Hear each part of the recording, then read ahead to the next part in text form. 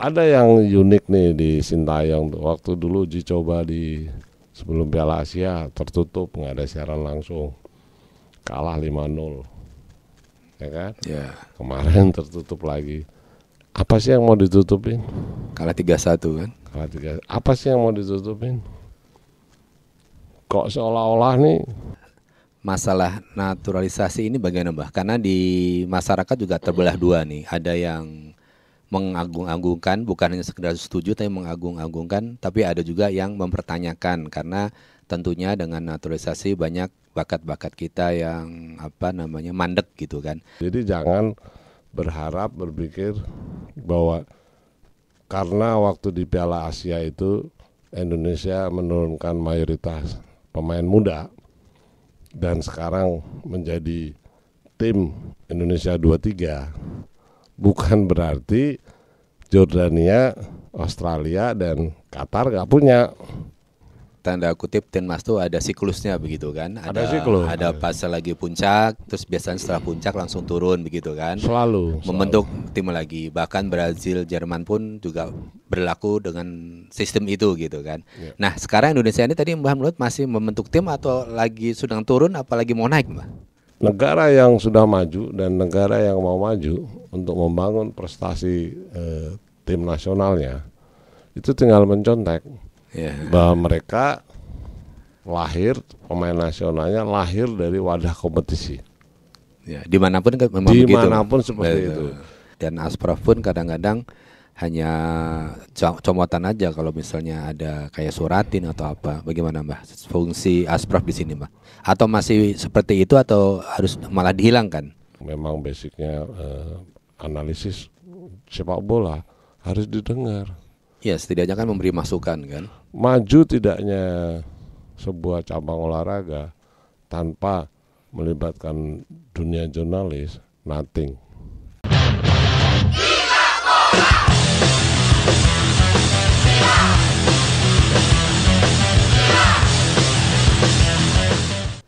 Bravo Cocomeo Channel. Kali ini Cocomeo Channel berkolaborasi dengan Radio Bola Co ID, sehingga para pemirsa atau gila bola selain bisa melihat di Cocomeo Channel juga bisa mendengarkan di Radio Bola Co ID melalui portal www.radiobola.co.id. Dan malam ini seperti biasa Musafir Kelana ditemani oleh Mbah Cocomeo. Apa kabar Mbah Cocomeo? Selalu asik-asik dan selalu sehat menjaga sepak bola nasional. Betul Mbak. Nah kita bicara tentang sepak bola, tentu para pemirsa atau pendengar Radio Bola Co ID juga akan menantikan kiprah tim U23 kita di gelaran Piala Asia U23 di Qatar nanti. Nah secara global dulu Mbak, gimana Mbak menurut Mbak Coco soliditas ataupun juga secara kualitas tim kita yang akan berlaga di Piala U23 nanti Mbah? Sepertinya euforia lanjutan tim nasional ya, karena kerangka tim nasional senior ini kan sebagian mayoritas ada di tim nasional Indonesia U23 ya. Tapi Mbah kan U23 itu nggak boleh dibilang timnas ya Mbah? Oh tidak bisa. Nah itu harus digarisbawahi dulu bahwa kalau kita bicara timnas berarti senior ya Mbak ya. Ya. Kalau kita bicara U23 kita bilang tim U23 gitu saya Mbak. Bukan, Indonesia U23. Indonesia U23. Oke, korek. Monggo Mbak, langsung lanjut Mbak. Perkiraan Cocomeo Channel dan Radio Bola Co ID sepertinya punya tingkat kesulitan ya untuk menghadapi penyisian putaran final nanti ya tanggal 15 untuk menghadapi 3 negara itu. Menurut saya di situ kesulitannya. Pertama ada Qatar tuan rumah, ada Australia, ada Jordania.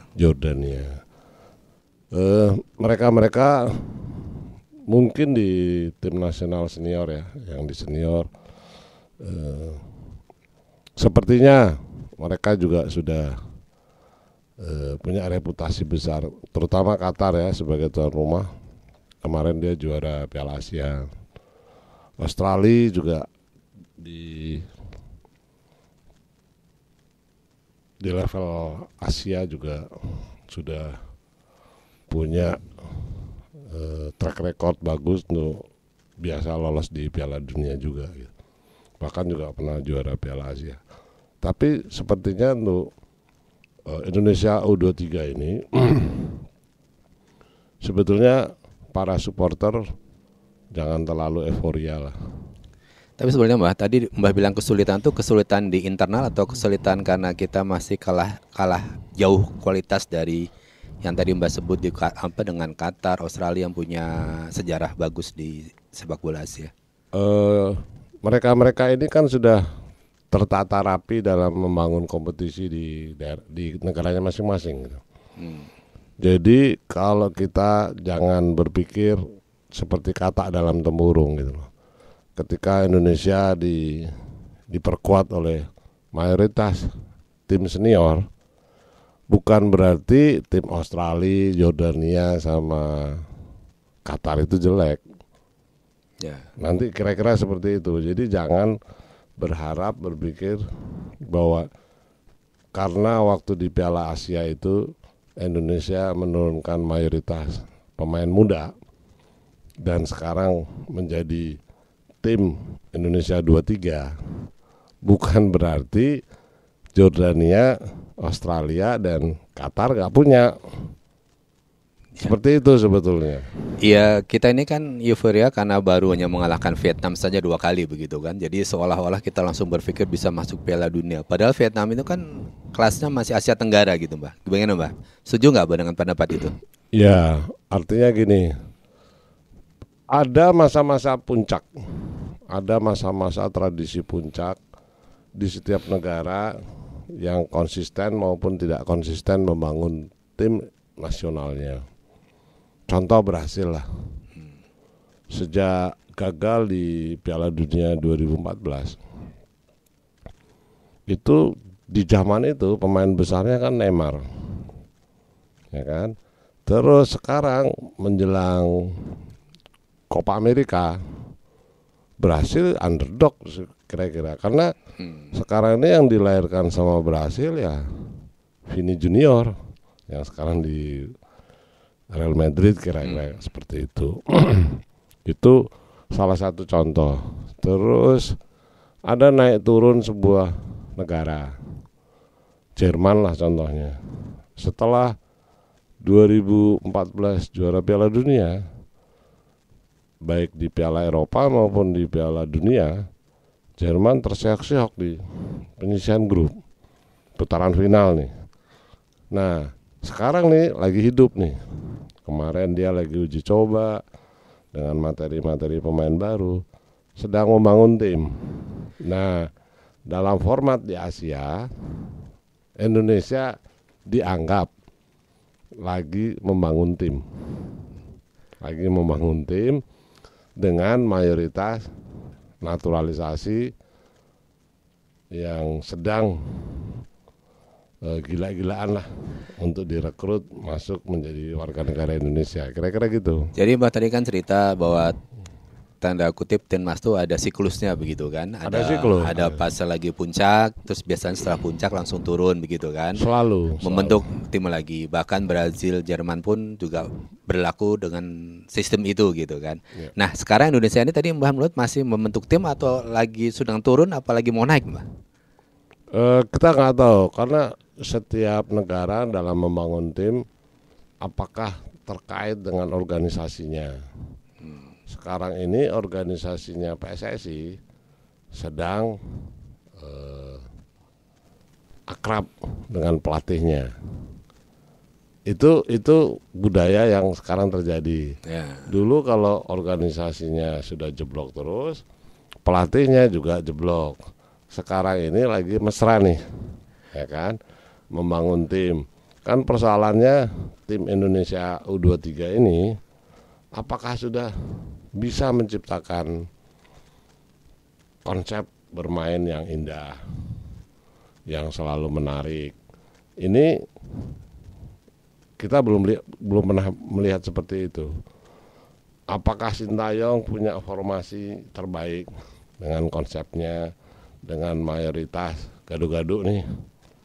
Ada pemain lokal, ada pemain asing yang notabene sudah menjadi warga negara Indonesia. Itu untuk mengawinkan dua bangsa, walaupun pernah punya darah gitu ya, itu nggak gampang. Tapi dari sisi Mbak sendiri ini kan masalah naturalisasi ini bagaimana Mbak? Karena di masyarakat juga terbelah dua nih. Ada yang mengagung-agungkan, bukan hanya sekedar setuju tapi mengagung-agungkan, tapi ada juga yang mempertanyakan karena tentunya dengan naturalisasi banyak bakat-bakat kita yang mandek gitu kan. Karena juga salah satu yang aneh menurut saya sendiri ketika mencari bakat-bakat, biasanya kalau dulu-dulu zaman masih saya kecil dan juga membaca literasi, mencari bakat itu ke pusat-pusat talenta Nusantara seperti ke Papua, seperti misalnya ke Makassar atau ke Medan gitu kan. Tapi sekarang malah lucunya mencari pemain tuh larinya di Eropa gitu Mbak. Bagaimana Mbak pendapat Mbak nih? Ya zaman berubah drastis ya. Sebetulnya pemain naturalisasi nggak perlu alergi, nggak perlu benci dan nggak perlu cinta mati ya. Artinya ada perkembangan walaupun berbeda konsep. Katakan Prancis lah. Ketika banyak pemain imigran, ini kan sejarah dari Prancis ketika dia juara dunia 98 itu kan 90% itu semua berdarah Afrika, Macedonia, atau juga dari Amerika Latin gitu ya. Itu terjadi karena bertahun-tahun mereka menjadi imigran gelap, habis itu bisa pelan-pelan menjadi orang tuanya menjadi warga negara Prancis gitu ya. Itu tumbuh di sana. Tapi itu kan sedikit ada beda Mbah. Jadi mereka katakan Zidane lah. Mungkin memang sudah kecil dari Prancis begitu kan. Betul. Kalau ini kan sudah besar, jauh di sana, masuk ke Indonesia. Kalau saya sendiri bilang mereka orang Indonesia tapi tidak kenal dengan namanya seblak, cilok, mungkin begitu gitu loh. Yeah. Kalau Zidane yang saya baca itu katakan memang dia walaupun imigran, tapi dia udah kecil di sana gitu loh. Sama halnya ketika siapa dulu ada pemain Belanda, Simon Tamat. Sama. Itu kan orang Indonesia juga, tapi besar di Belanda gitu. Jadi kalau dia masuk ke tim Belanda ya mereka sudah tidak asing dengan budaya karena mereka kecil di sana. Kalau yang sekarang kan terbalik, tidak kecil di Indonesia, ujuk-ujuk datang gitu. Ya itu masalah tersendiri. Masalah tersendiri. Bagaimana mereka semua bisa adaptasi. Bagaimana mereka juga segera bisa mengetahui sosial budaya masyarakat lokal yang melahirkan pemain-pemain lokal. Kita nggak pernah tahu nanti pemain-pemain dari naturalisasi itu diaspora itu paham tentang bagaimana sih cara mainnya Ramadan Sananta gitu ya. Itu seperti apa dulu kecilnya. Terus cara mainnya. Mereka cuma baru mungkin nonton di Liga Indonesia. Tapi kan jarang bisa ketemu selain pelatnas ya, menjelang match FIFA maupun event-event dunia. Itu problem bisa diatasi cepat atau lamban, atau cepat banget atau lambat banget. Mbah juga pernah dulu ceritakan bagaimana Iswadi Idris, terus Dianto, mereka saking bersamanya sehingga tahu bahasa-bahasa isyarat ataupun tahu tabiat-tabiatnya. Bahkan saya ingat misalnya Risdianto mintanya dioper yang gimana posisinya gitu kan. Itu kan nggak akan ada kalau nggak ada chemistry yang karena bersama dalam waktu lama. Betul. Nah itu dulu karena kompetisinya mungkin 3 bulan di Perserikatan ya. Terus habis itu di Galatama mungkin waktu itu bisa 6 bulan ya. Mereka berkompetisi, selebihnya mereka masuk pelatnas, uji coba, pelatnas. Kebetulan tidak ada event-event besar di Asia maupun di Piala Dunia. Kalau sekarang ini mereka bisa bersatu, waktunya mepet banget. Kompetisinya ketat, aturan main di setiap klub apakah ini event FIFA atau Olimpiade, terus U23 ada, U20 ada. Jadi jadwal di negara hampir 212 anggota FIFA ini, kalau nggak mampu menghadapi event-event FIFA maupun federasi benua ya, Asia, AFC katakan ya, itu nggak siap pasti. Itu akan terjadi seperti kayak baru saja FIFA dan AFC memutuskan bahwa Piala Asia Piala Asia 17 itu 5 tahun berturut-turut di Qatar. Ya. Itu setiap tahun lagi. Ya. Nah, pertanyaannya, wadah kompetisi untuk menciptakan pemain itu kan harus diantisipasi sama PSSI. Ya. Bukan comot sini, comot sana, bukan melihat turnamen, nggak bisa. PSSI keteter melihat program-program event nasional, event Asia maupun dunia yang begitu ketat, padat, dan waktunya berjenjang. Ya sebaiknya kan bahwa program kita harus mengikuti program katakan AFC begitu kan, supaya larinya ke sana begitu. Intinya itu kan sepak bola sederhana. Negara yang sudah maju dan negara yang mau maju untuk membangun prestasi tim nasionalnya itu tinggal mencontek. Bahwa mereka lahir, pemain nasionalnya lahir dari wadah kompetisi. Ya, dimanapun kan memang begitu. Dimanapun seperti itu. Dan itu berjenjang. Artinya setiap klub harus punya youth development, harus punya pembinaan pemain.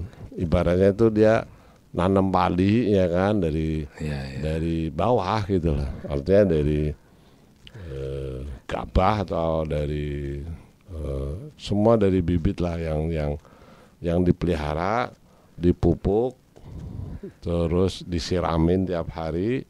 Nah di sepak bola seperti itu. Ngapain kita fokus pada pemain naturalisasi setiap tahun, pusing, tapi di sini terbengkelai kompetisinya.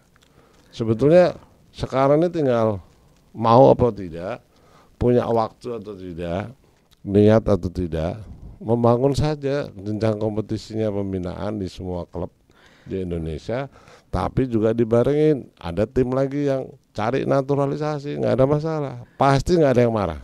Ya. Kalau tadi bicara kompetisi berarti di sini fungsi Asprof sangat kuat ya Mbah. Karena klub kan juga kurang lebih banyak sisi kompetisi di Asprof ya, karena Asprof membawahi klub-klub gitu kan. Dan Asprof pun kadang-kadang hanya comotan aja kalau misalnya ada kayak suratin atau apa. Bagaimana Mbah fungsi Asprof di sini Mbah? Atau masih seperti itu atau harus malah dihilangkan? Ya itu tadi tergantung dari pengurus PSSI melihat wadah kompetisi itu penting atau tidak sih, terus diberdayakan atau tidak nih Asprof, Askot maupun Askap nih, kabupaten, provinsi, kota Madia. Balik lagi nih, sekarang ini menghadapi Piala Asia, suka nggak suka, siap nggak siap, tim Indonesia 23 sudah ada di Qatar. Kalau menurut Mbak sendiri tim U23 kita ini sudah ada kemajuan atau tidak Mbak? Maksudnya lebih baik dari yang sebelum-sebelumnya gitu. Di samping tadi emang lawan kita yang berat seperti Qatar, Australia. Kita nggak bisa menilai seperti itu karena kita di babak penyisian itu kita kan ketemu sama tim lemah. Ya, Turkmenistan masalah. Turkmenistan sama Cina Taiwan gitu lah. Taipei ya. Cina Taipei atau apapun lah namanya kan. Itu kita menang telak tuh waktu itu kan. Nah, yang sebenarnya ini di level Asia ini ya seperti ini nih. Ada Australia yang baru dalam 15-20 tahun terakhir ini dulu anggota Federasi Oseania, sekarang masuk Asia. Ya. Terus ada Qatar tuh rumah. Dan juara secara senior juga juara. Nah artinya kita mau melihat nih besok nih Qatar besok yang U23 ini punya tim nggak sih pembinaannya, kira-kira gitu dari hasil besok itu gitu loh. Jadi sekarang ini buat kita nih, kita nggak punya ukuran, nggak punya parameter. Pemainnya juga kombinasi, karena kayak Bagas Kavi aja masuk sekarang gitu. Kira-kira gitu loh. Tapi dari tim Indonesia U23 ini juga kan boleh dikatakan sebagian besar dari timnas yang timnas senior gitu Mbah kan. Banyak kan boleh Ya. katakan intinya dari timnas senior begitu. Nah sekarang ini kan kombinasi saja nih. Sistem turnamen selalu punya masalah yang sangat penting dalam membangun tim, terutama stamina. Karena 3 hari sekali bermain dalam pressing yang tinggi, yang dimana mereka menghadapi lawan-lawan yang belum pernah dihadapin gitu. Orang kemarin ada yang unik nih di Sintayong tuh. Waktu dulu uji coba di sebelum Piala Asia tertutup, nggak ada siaran langsung, kalah 5-0, ya kan? Ya, Kemarin tertutup lagi. Apa sih yang mau ditutupin? kalah 3-1 kan. Kalah 3. Apa sih yang mau ditutupin? Kok seolah-olah nih tim Indonesia U23 ini seperti yang ditakutin sama negara lain gitu. Padahal di sepak bola nggak gitu. Di sepak bola itu udah terukur. Tim Indonesia U23 udah pasti pendatang baru. Atau rasa percaya diri yang tinggi bagi Coach Sintayong, Mbah? Ya nggak, artinya ada cara yang menurut Cocomeo Channel nggak nalar. Padahal kalau kita lihat nih, katakan 2 kali ini, hari besok lawan siapa itu? Saudi lagi, Mbah. Saudi lagi gitu ya. Kan kita dari jauh, atau orang lain yang dari jauh, atau orang dalam di PSSI yang dari jauh melihat siaran langsung, bisa dari kacamata mereka memberi masukan. Kita punya nggak nih back kiri, back kanan nih? Kita punya nggak nih back tengah? Karena selalu kelemahannya adalah di pemain belakang. Nah itu akan terjadi gitu loh. Dengan hasil yang tertutup 3-1, itu pasti kesalahannya banyak di pemain belakang. Nah dalam waktu sampai tanggal 15 besok, bisa nggak dengan materi yang ada dibenahin? Kalau pengalaman Mbah sebagai jurnalis dulu, kalau ada tryout katakan atau uji coba tertutup gitu, itu tertutup buat wartawan tidak, Mbah? Enggak. Oh, Karena kalau kita dulu jalan, itu kita wartawan pasti bareng sama tim nasional. berarti seharusnya yang melawan Saudi kemarin juga ada wartawan yang meliput ya, Mbah ya? Seharusnya ada, karena dia bagian dari sisi lain yang harus didengar, yang harus dibaca kalau dia sebagai wartawan ya, atau dia sebagai penyiar televisi yang memang basicnya analisis sepak bola, harus didengar. Ya, setidaknya kan memberi masukan kan. Maju tidaknya sebuah cabang olahraga tanpa melibatkan dunia jurnalis, nothing. Nah, menurut Mbah sendiri sekarang jurnalis sepak bola kita bagaimana posisi Mbah kalau melihat kondisi yang ada? Kalau saya pribadi melihat sih agak kurang ya tulisan-tulisan yang lebih memberikan kritik ataupun katakan masukan yang sangat berarti gitu secara pengalaman dan teknis. Karena basic jurnalis sekarang beda sekali sama jurnalis dulu. Jurnalis sepak bola ya, jarang waktu dia sebelum jadi jurnalis itu main bola di klub. Karena apa? Di zaman mereka di bawah saya sudah nggak ada klub. Sementara zaman saya main di kompetisi antar klub amatir. Ya. Jadi merasakan, oh ternyata sepak bola ini seperti ini. Ya, sedang tahu dasar-dasar pemain bola lah kan gitu Ya, kan. selain itu juga punya apa namanya, pengalaman sakit hati, dicoret. Ya. Punya pengalaman cedera, dihabisin. Punya pengalaman dapat kartu merah. Pengalaman dapat kartu. Pengalaman nggak dikasih bola juga, Mbah. Ya. Tapi juga punya pengalaman juara. Juara ya, betul. Iya. Rasa apa? Bangga. Punya pengalaman menangis karena gagal. Nah, itu harus didengar sama mereka karena kita bukan eceh-eceh gitu. Kita punya pengalaman itu semua. Nah, menurut Mbah sendiri optimis atau pesimis nih Mbah? Kira-kira kita nanti di penyisihan grup yang gelaran Piala Asia U23 nih.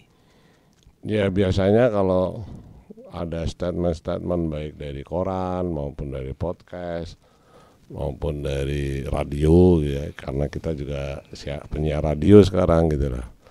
Kalau kita memberi motivasi, kita mensupport, itu semuanya senang, ya kan. Tapi kalau kita mencaci maki, mengkritik dengan kritis, menganalisis dengan lebih dominan, Indonesia U23 itu punya banyak kelemahan, pasti kita dibenci. Jadi poinnya sebetulnya itu aja. Soal kalah menang, draw itu saya pikir biasa dalam sepak bola. Jalanin aja. Tapi kan masalahnya netizen kita sekarang harus harga mati menang gitu. Proses itu seolah-olah tidak dilihat. Bahkan bukan hanya netizen, bahkan cenderung malah sekarang yang dari federasi juga lebih concern kepada timnas daripada liga gitu. Kalau saya, karena saya sedang membuat buku sejarah sepak bola Indonesia, ada yang saya sedih sejak zaman Soekarno sampai Presiden ke-7 hari ini, itu PSSI tidak pernah menggunakan logo PSSI di jersey. Padahal logo Garuda yang sekarang di jersey Indonesia dari zaman Soekarno ketika tim nasional ke Piala Dunia, Piala Dunia tahun 58 ya di Swedia itu PSSI dan presiden atau negara itu lagi konsentrasi di pembangunan sejak merdeka gitu ya. Sehingga lupa karena di zaman itu tidak digubris ya. FIFA mungkin tidak membuat aturan yang baku ya, sehingga di Piala Dunia 58 itu tim nasional Indonesia pakai Garuda. Nah itu harus diperbaiki. Jadi semenjak tahun 58 Pak ya? Sejak ya sebelumnya logo nggak penting. Tapi maksud Percamaya Channel ada logo PSSI, itu logo federasi yang semuanya anggota 212 anggota FIFA, tidak ada yang menggunakan logo negara.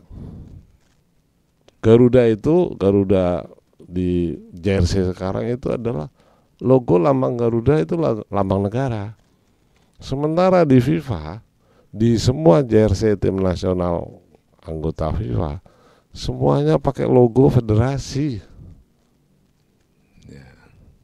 Kalau di Indonesia itu ya padi dan kapas itu gitu loh, yang dibikin Suratin zaman PSSI lahir 1930 April tahun 1930 sampai hari ini tidak dipakai. Jadi ini bukan percaya tahayul atau tidak, selama Indonesia tidak mengembalikan jersey tim nasional berlogo PSSI, nggak pernah punya prestasi. Atau harus diruat dulu? Diruat dulu bisa gitu. Kan biasanya kalau diruat ada keselamatan boleh ganti logo gitu. Ya pesan saya, jersey yang dipakai tim Indonesia maupun senior U23, 20 dengan lambang Garuda buat Percamaya Channel itu palsu. Ya, atau diruat dulu gitu. Atau harus dikembalikan lagi dengan cara diruat. Adios Percamaya Channel dan Radio Bola Co ID.